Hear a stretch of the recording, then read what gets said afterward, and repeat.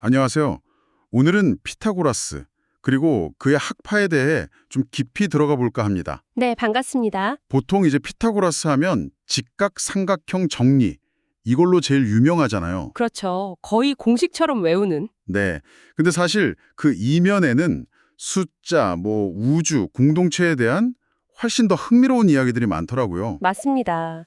단순한 수학자라기보다는 뭐랄까, 철학자이자 종교 지도자 같은 면모가 강했죠. 그래서 저희가 받은 자료들을 보면서 피타고라스가 숫자를 어떻게 그렇게 신성하게 여겼는지, 또 그 무리수 발견, 이게 얼마나 큰 충격이었는지, 그리고 제자들이 이 위기를 어떻게 또 탐구로 이어갔는지, 이런 걸 좀 살펴보려고 합니다.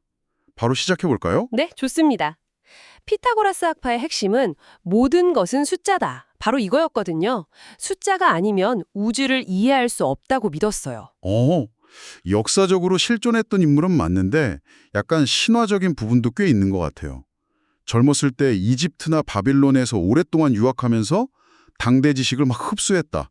이런 이야기도 있고요. 네, 맞아요. 그리고 이탈리아 남부에 크로톤이라는 곳에 공동체를 세웠는데 이게 그냥 학교 같은 게 아니었어요. 아, 어떤 점이 달랐나요? 영혼불멸 같은 걸 믿고 굉장히 금욕적인 생활을 했고요. 지식은 또 비밀리에 전수하고 그랬죠. 비밀리에요? 네. 그래서 당시 사람들 중에는 그를 위대한 철학자다, 심지어 아폴론 신의 아들이다 이렇게까지 보기도 했고, 또 어떤 역사가는 그냥 좀 특이한 채식주의자 집단 아니냐? 이렇게 보기도 했고요. 와, 평가가 급단적이네요. 그만큼 단순한 학문 집단이 아니라 사회적으로도 영향력이 꽤 있던 좀 복합적인 조직이었다는 걸 보여주는 거죠. 그들에게 숫자는 정말 특별했다고 하셨는데 어느 정도였나요? 그냥 계산 도구가 아니라. 그렇죠.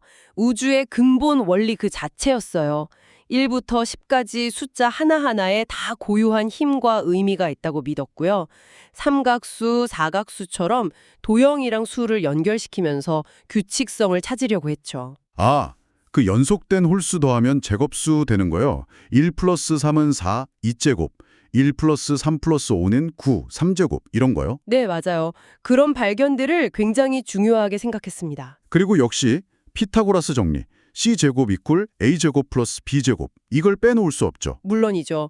근데 사실 이 정리 자체는 피타고라스 이전 바빌로니아 시대에도 이미 알고는 있었어요. 아, 정말요? 그럼 피타고라스 학파가 한 건 뭔가요? 최초로 증명을 했다는 점이 중요합니다. 이게 진짜라고 수학적으로 보여준 거죠. 이 증명을 해내고 너무 기뻐서 황소 100마리를 제물로 바쳤다는 전설이 있을 정도니까요. 황소 100마리요? 와, 증명 하나에 그 정도의 가치를 뒀다는 거네요. 네, 그만큼 수학적 발견, 특히 논리적인 증명 과정을 신성시했던 거죠. 근데 여기서 진짜 엄청난 반전이 일어나잖아요. 바로 무리수의 발견. 아, 네, 그렇죠. 이게 정말 사건이었죠. 정사각형 대각선 길이 같은 거요. 변 길이가 1일 때 대각선 길이는 루트 2인데 이걸 분수, 그러니까 정수 나누기 정수꼴로 도저히 나타낼 수가 없다는 걸 알게 된 거잖아요. 맞습니다. 모든 것은 숫자, 즉 유리수라고 믿었던 그들의 세계관이 그냥 뿌리부터 흔들리는 그런 충격적인 발견이었던 거죠. 상상만 해도 아찔한데요. 자신들이 믿던 세상의 기본 법칙이 깨진 거니까요. 발견을 한 제자가 히파소스라고 전해지는데 이 비밀을 외부에 누설했다는 이유로 살해당했다. 이런 전설까지 남아 있어요. 헉, 살해까지요? 그게 사실일까요? 글쎄요, 진위 여부는 알기 어렵지만 이런 이야기가 있다는 것 자체가 이 발견의 학파 내부에 얼마나 큰 갈등과 분열을 일으켰는지 보여주는 거죠. 기존의 교리를 지키려는 일종의 교조주의자들과 이 새로운 발견을 외면할 수 없었던 수학자들 사이의 갈등이 극심했을 겁니다. 사실 과학사에서 이런 일은 종종 있지 않나요? 기존 패러다임이 새로운 발견 앞에서 무너지는 경우요? 그렇죠. 피타고라스 학파의 경우는 그 아주 초기이면서도 굉장히 극적인 사례라고 볼 수 있습니다. 그럼 그 수학자 그룹은 이 말할 수 없는 수, 무리수를 어떻게 다루려고 했을까요? 받아들이기조차 쉽지 않았을 텐데. 피하지 않고 오히려 더 깊이 탐구하기 시작했습니다. 아마도 연속 분할이라고 부르는 안티파이레시스라고도 하는데요. 그런 방법에 썼을 걸로 추정돼요. 연속 분할이요? 그건 어떤 방식인가요? 예를 들어 정사각형의 변과 대각선 이 두 길이가 있다고 하면요. 긴 쪽에서 짧은 쪽을 계속 빼내는 과정을 기하학적으로 반복하는 거예요. 계속 빼낸다고요? 네. 큰 정사각형에서 변 길이만큼 정사각형을 잘라내고 남은 직사각형으로 또 같은 과정을 반복하고 이걸 계속하면 점점 작은 도형들이 생기겠죠. 이 과정을 통해 두 길이의 비율, 즉 루트 2 값에 점점 더 가까워지는 분수 근사값을 찾아 나갔을 거라는 겁니다. 마치 자로 길이를 잴 때처럼요. 아하, 정확한 값은 몰라도 그 값에 한없이 다가가는 방법을 찾은 거군요. 영리하네요. 네. 그리고 이 방법은 정오각형에도 적용을 했습니다. 정오각형의 한 변과 대각선의 비율을 같은 방식으로 탐구하면서 그 유명한 황금비 있죠. 대략 1.618 되는 그 값에 접근해 나갔어요. 황금비까지요? 네. 더 흥미로운 건 이 과정에서 변과 대각선 길이를 나타내는 수열들을 관찰했을 텐데 이게 오늘날 우리가 아는 피보나치 수열, 그러니까 1, 1, 2, 3, 5, 8 이렇게 앞에 두 수를 더하면 다음 수가 되는 그 수열과 아주 유사한 패턴을 보인다는 걸 발견했을 가능성이 높다는 겁니다. 와, 피보나치 수열이 여기서 나오네요.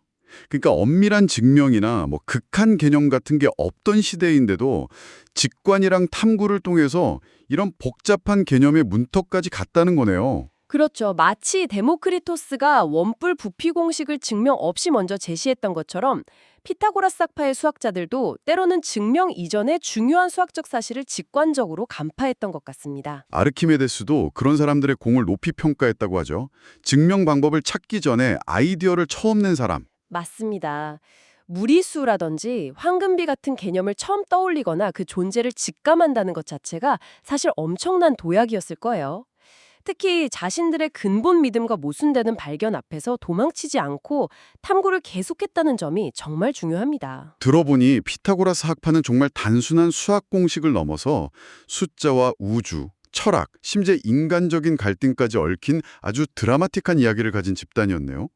자신들의 발견 때문에 가장 큰 위기를 맞았다는 게 참 아이러니하고요. 그렇죠. 오늘 피타고라스와 그의 제자들이 숫자를 통해 우주를 이해하려 했던 그 장대한 시도, 또 무리수라는 예상치 못한 발견 앞에서 겪었던 고뇌, 그리고 그걸 넘어서려 했던 탐구의 여정까지 함께 따라가 봤습니다. 마지막으로 듣고 계신 당신에게 이런 질문을 한번 던져보고 싶습니다. 만약 오늘날 우리가 너무나 당연하게 절대적으로 믿고 있는 어떤 과학적 사실이나 신념이 있다고 해보죠. 그런데 피타고라스 학파가 무리수를 만났을 때처럼 전혀 예상치 못한 발견 앞에서 그 믿음이 근본적으로 흔들린다면 어떨까요? 우리가 세상을 설명하던 기존의 방식, 기존의 숫자가 더 이상 들어맞지 않는 순간이 온다면 우리는 과연 어떤 반응을 보일까요? 한 번쯤 이 질문을 곱씹어 보는 것도 의미 있는 탐구가 되지 않을까 싶습니다.